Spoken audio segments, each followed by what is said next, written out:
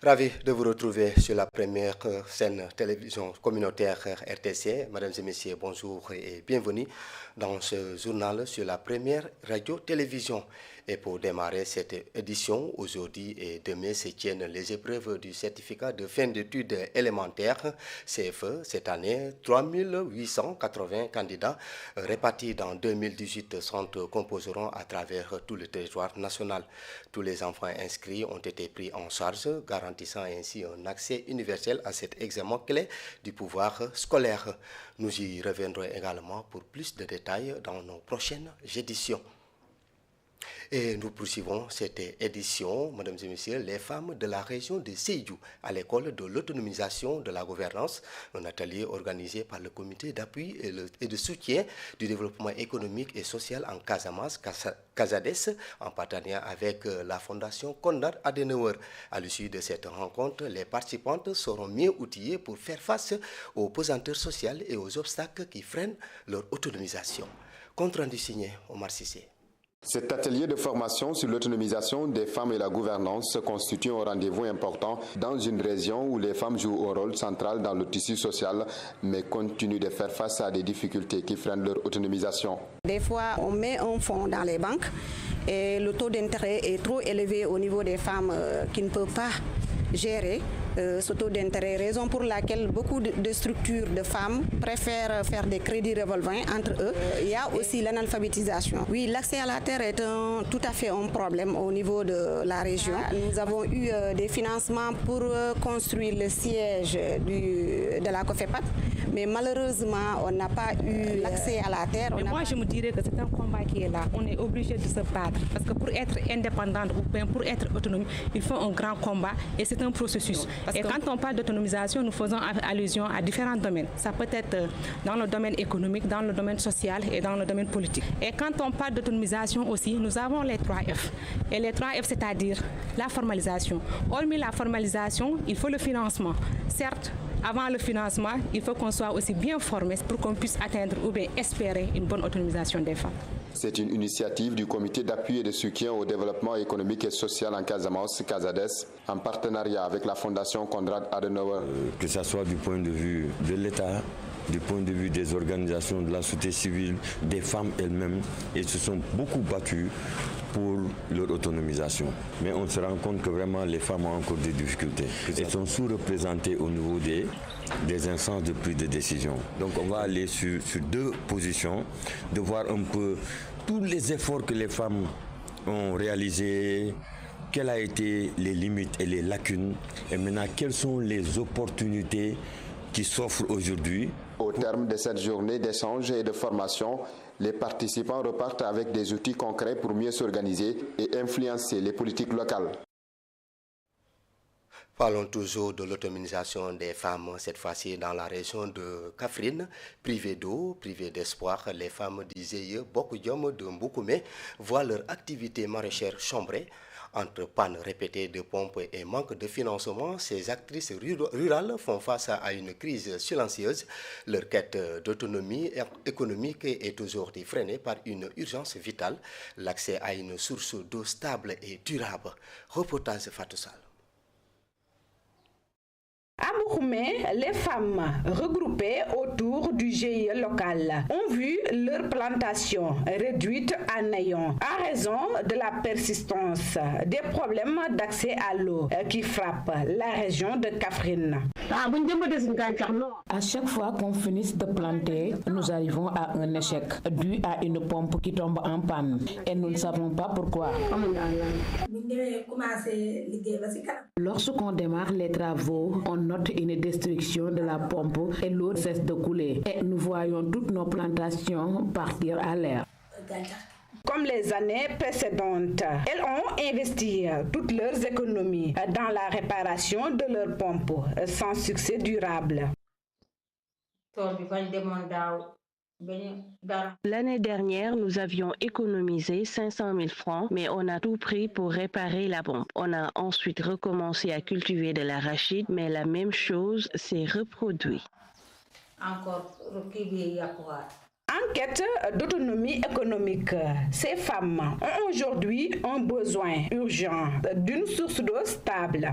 Si quelqu'un peut nous aider pour un mini-forage ou des pépinières, c'est bien car nous avons pris toutes nos économies pour dépanner la pompe. À ces difficultés s'ajoute le manque de financement et l'absence de clôture de protection autour de leur périmètre maraîcher. Face à ces défis majeurs, l'intervention des autorités compétentes devient une nécessité absolue. Fatou Sall, à présent parlons agriculture. Au Fouta, la culture du riz constitue une véritable niche d'emploi. Toute une chaîne de valeur s'est développée autour de cette activité, permettant à de nombreux hommes et femmes de gagner leur vie des casiers rizicoles jusqu'à la commercialisation des sous-produits, en passant par le décortiquage du riz, paddy, un secteur où chacun trouve sa place. Suivons ce reportage signé Aminata Ndiaye. Depuis son introduction au Fouta, le riz a gagné du terrain jusqu'à s'imposer comme principale culture vivrière. Outre sa fonction nourricière, elle offre plusieurs opportunités de travail à des hommes et femmes, notamment dans la période post-récolte. Après la récolte du riz, nous nous occupons maintenant de la transformation. Et notre travail actuellement est au ralenti du fait que le prix du riz asiatique, le riz importé donc, est en baisse sur le marché, alors que le nôtre reste encore là où il était. Avant de décortiquer donc, nous mettons le riz au soleil et cette période de séchage intervient au moment de l'hivernage. C'est pourquoi nous rencontrons d'énormes difficultés. Les propriétaires payent 200 francs à raison d'un sac. Le nombre de fois que nous le mettons au soleil dépend de la période. Il nous arrive de chercher pendant près de 100 à 180 sacs par jour. Donc nous lançons un appel aux autorités pour nous venir à nous trouver plus d'espace, puis pour financer donc l'ensemble de nos activités aussi. Cette mère de famille de Djama Alwali dans la commune de Guédé Village, située à 12 km de Ndioum, travaille dans le pesage pour gagner sa vie. Nos revenus sont minimes, mais on continue quand même de s'activer afin de nourrir la famille. Auparavant, on faisait le remplissage du sac de riz à 50 francs. Maintenant, on le fait à 75 francs. On arrive à remplir près de 10, 20, 30, tout près de 50 quand il y en a abondamment sur le marché.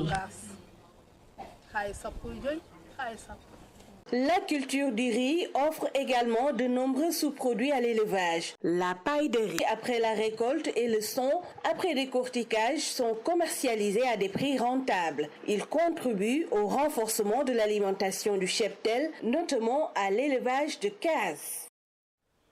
Restons toujours dans le domaine de l'agriculture. Le Conseil national de concertation des ruraux, CNCR, pilote un projet pour développer l'aviculture familiale dans les départements de Mbour, Fatick et Kaolack. Ce projet vise à accompagner 1400 bénéficiaires d'ici 2027, principalement des femmes. L'objectif est de créer des revenus pour les familles rurales et freiner l'exode vers les villes. Plus de détails avec Abou Sissé, président d'une coopérative partenaire, au micro de Pape Kairé.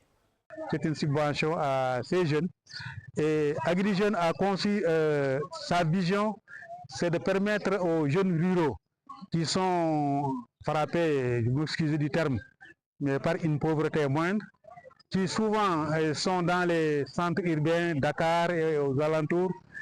En général, ils sont marginalisés. Leurs emplois sont précaires, des fois ils sont payés, les femmes, des fois on les accuse de voleuses. Donc AgriJeunes est là pour essayer de régler ce phénomène en enrôlant des jeunes et pour qu'ils débutent un projet. Et de notre manière aussi, nous tâcherons à ce que ce projet soit pérenne et que ça puisse toucher d'autres jeunes. Le projet compte 3 départements, le département de Kaolack, le département de Fatick et le département de Mbour. Donc les différentes associations qui sont affiliées au CNCR sont seuls bénéficiaires de ce projet. Le projet envisage d'ici 2027 d'enrôler 1400 jeunes. Et sur ces 1400 jeunes, les 75% ce sont des femmes et les 25% ce sera des jeunes garçons. Et pendant ce temps, face aux risques liés aux nombreuses activités industrielles entre raffineries, hydrocarbures et produits et produits chimiques, le département de Pikine cherche à mieux se préparer aux situations d'urgence. Une simulation d'incidence à la Société africaine de raffinage SAR sévit de tests grandeur nature. Maï Faye, au cœur de l'exercice, souligne l'importance d'un plan particulier d'urgence pour assurer la sécurité des populations. Reportage. Pikine, un département marqué par une forte concentration d'activités industrielles, abrite de nombreuses entreprises manipulant quotidiennement des matières dangereuses telles que les carburants et produits chimiques. Face à cette réalité, l'élaboration d'un plan particulier d'urgence s'avère indispensable, a souligné le préfet. Que nous sommes dans une zone où il nous faut il nous faut anticiper sur les choses. Nous avons plus d'une dizaine d'entreprises qui sont là, qui manipulent soit le gaz, soit en tout cas du carburant, soit c'est d'autres produits chimiques comme les mèches, entre autres, même les produits alimentaires. Je préconise, moi, c'est un plan particulier d'intervention départementale. Du côté de la Société africaine de raffinage SAR, toutes les dispositions sont prises afin d'anticiper tout incident potentiel. On a investi récemment sur un barrage flottant pour qu'il n'y ait pas, en tout cas, un impact environnemental. Nous avons investi sur 2 camions de sapeurs-pompiers à 1 milliard. Nous avons investi sur des lance-monitors à 600 millions. Donc c'est pour vous dire que la sécurité reste notre priorité numéro 1. Pour le maire de Diamaguène Sicap Mbao, le pays étant entré dans l'ère du pétrole et du gaz, la sécurité des populations devient une priorité absolue. Soit les quantités de gaz ou de pétrole qui traverseront, en tout cas, qui seront traitées au niveau du Sénégal, il y aura cette sécurité et cette sûreté pour les populations. Parce qu'on le fait pour les populations, mais on le fait aussi pour le personnel interne dans ces entreprises. Il convient de rappeler que c'est à l'occasion d'un exercice de simulation de gestion de crise que la sécurisation s'est fait vivement sentir, mettant en évidence l'urgence de mettre en place un plan particulier d'urgence impliquant l'ensemble des acteurs concernés. Mesdames et messieurs, c'est ce reportage de Maï Faye, comme l'a dit notre reporter, c'était juste un exercice de simulation pour préparer ces genres d'éventuels incidents dans la société de SAR. C'est cet élément qui met fin à cette édition sur la première radio-télévision communautaire. Tout à l'heure à midi, vous aurez le rendez-vous du journal avec le Polar. Et moi, je vous donne rendez-vous à 14h pour le journal en Djola. Merci de nous avoir suivis. Au revoir.